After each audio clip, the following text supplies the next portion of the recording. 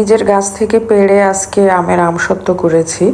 আর কিভাবে করলাম, কতগুলো আম দিয়ে করলাম, সেটাই নিয়ে আজকে একটা ছোট্ট ভিডিও শেয়ার করতে এসেছি আপনাদের সাথে। হ্যালো এভরিওয়ান, কি অবস্থা, কেমন আছেন সবাই?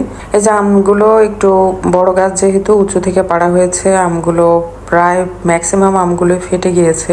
তারপর কিছু করার না, যেহেতু এখন আর গাছে উঠে আম পারি না। একসময় আম পারতাম গাছের মগ ডালে উঠে, এই কারণে আব্বু গাছ কেটে দিয়েছিল বাড়ির অনেক। যাই হোক, এখন এই তো আম পাড়ার জন্য সুন্দর সুব্যবস্থা রেখেছে, মই কিনে দিয়েছে এবং লাঠি বানিয়ে দিয়েছে আব্বু নিজেই। এই তো আমগুলো পেড়ে নিয়ে বসে পড়লাম।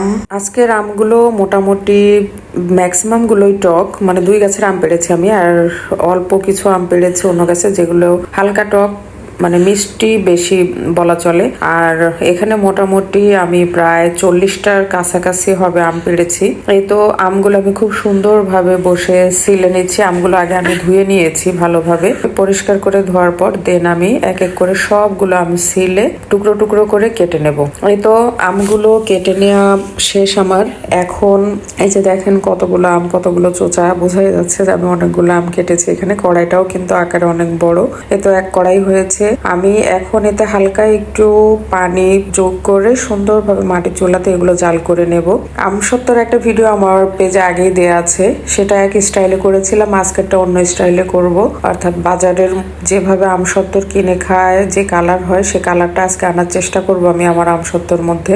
এখানে জাস্ট আমি হালকা একটু হলুদের গুঁড়ো এবং একটু লবণ অ্যাড করে আর সাথে একটু পানি দিয়ে সুন্দরভাবে জাল করে নিয়েছে। তো এটা আমি এখন এক সাইড করে রেখেছি, একটু ঠান্ডা হওয়ার জন্য দিয়েছে, কারণ যেহেতু আমটা আটি শক্ত হয়ে গেছে, মানে পুরো পরিপক্ক আম হয়ে গেছে, যে কারণে আমের পুরো অংশ কিন্তু একদম যে গলে মিহি হয়ে যাবে তা কিন্তু হয়নি, বা এটা হওয়ার কথাও না। যে কারণে আমি এই যে এরকম একটা চালনি নিয়েছি, এটা ছেঁকে নেওয়ার জন্য।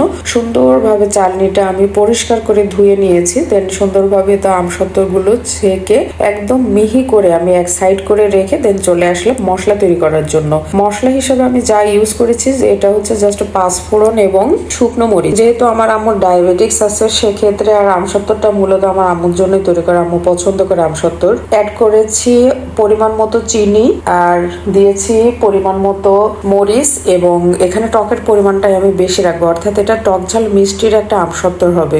এই তো আমসত্ত্বটার মশলা করে নিয়ে দেন আমি এটা মশলা অ্যাড করে সুন্দরভাবে চিনির ক্যারামেল তৈরি করেছি।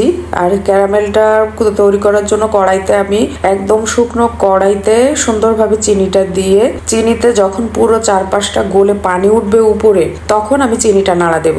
এভাবে করে একটা ব্রাউন কালার ক্যারামেল তৈরি করে ক্যারামেলের মধ্যে আমি মশলাটা দিয়ে আমের মিশ্রণটা ছেঁকে এক সাইড করে রেখেছিলাম, সেটা দিয়ে অ্যাড করে জাস্ট মরিচের গুঁড়াটাও দিয়ে সুন্দরভাবে নেড়ে চেড়ে এই তো একটা ট্রের মধ্যে এখানে আমি তেল ইউজ করেছি ট্রেতে। যে এটার কারণ হচ্ছে যেন আমসত্ত্বটা যখন শুকিয়ে যাবে, এটা যেন আমি টান দিলে সুন্দরভাবে উঠে আসে, মানে পাটির একটা পুরো পরলের মতো সুন্দরভাবে যেন উঠে আসে, ছিঁড়ে যেন না যায়। যে কারণে আমি এখানে সরিষার তেল ইউজ করেছি।